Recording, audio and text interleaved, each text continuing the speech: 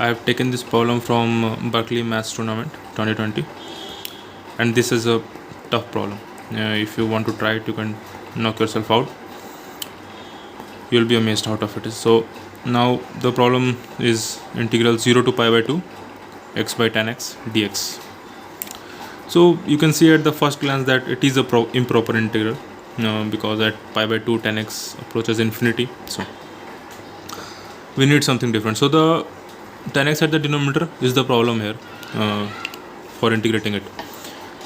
So the goal is to remove it from the denominator for these limits. So how can I remove it? The possibility to remove it is by if we get a 10x in the numerator, so that we can cancel it out. For that, from that my first step will follow. It might not make much sense that how I got there, but this is just intuition. You have to practice a lot for that, but try to understand. I am writing a function IA as integral, and I have written x as tan inverse a tan x, and now I have taken a as a variable, which is necessary. You will understand later. Bear with me. So tan inverse a tan x upon tan x. So I have written x as tan inverse of this. Now I have taken a as a variable, so I have given written this function as IA. Okay, so IA function is this, and of course a is greater than equals to 0, because we need to find my actual question as I equals to 1, because at I equals to 1 I will get this expression and I want the answer of that. So I won't be needing negative a, so I have just mentioned it here, a greater than equals to 0.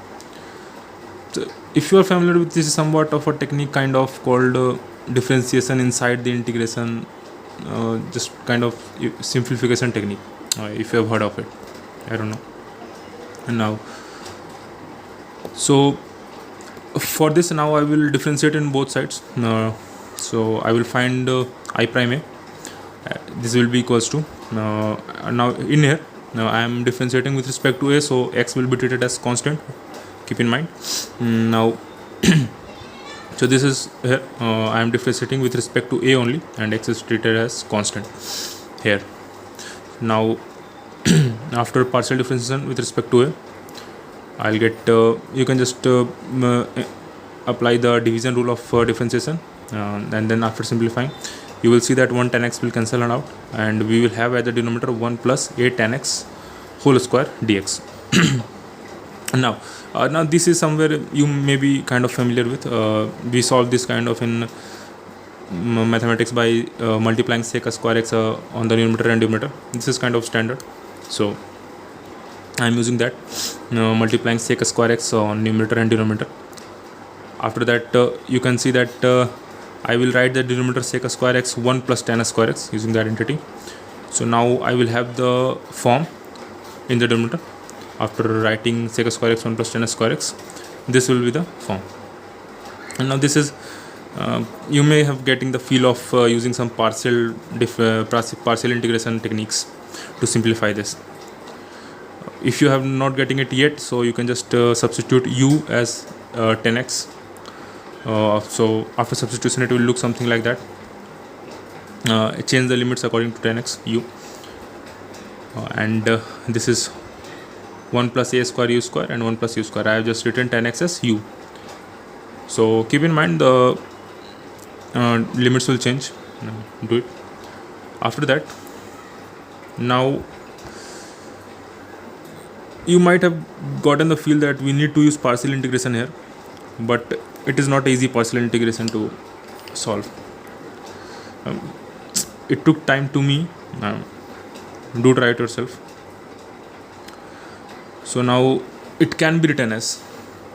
So now this is not a magic. This is just multiple trials I have gotten to this result. Don't think that God came to my dreams and told me this, but it can be written as after separating the numerators, this and this. On the numerator you can write it as a square upon a square minus 1 and 1 upon 1 minus a square. So you can find this by just trying this by put in a variable a x here and p here and q here, and then just cross multiply and try to compare it and keep the numerator, try to make the numerator as 1. So after multiple trials you may get here, or you can get it at one trial. It took me multiple. So now you can say I can take 1 upon a square minus 1 common here. Just multiply this by minus, so this plus will become minus, and I'll take 1 upon a square minus 1 common. Now you can see this will become a square upon 1 plus a square u square minus 1 upon 1 plus u square du. Again, now I will write au as w. Why I'm doing that? Because if we write it as w, then it will be 1 upon 1 plus w square, which is nothing but tan inverse w. This kind of observations could help you.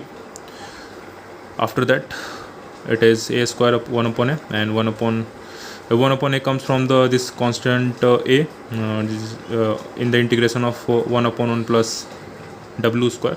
W is nothing but au, so this comes from there. And now this 1 upon 1 plus u square integration, again tan inverse minus u. After that, put the limits here, and keep in mind that when you put tan inverse infinity, it will be pi by 2, because you can just see that I have mentioned it earlier that a is greater than equals to 0. So from there you can say that in the previous step, when we were changing the limits, this cannot be minus infinity for this, because this pi by 2 is a limit from negative of the left hand side of the pi by 2. If you are familiar with limit concept, so from there it is infinity, not minus infinity.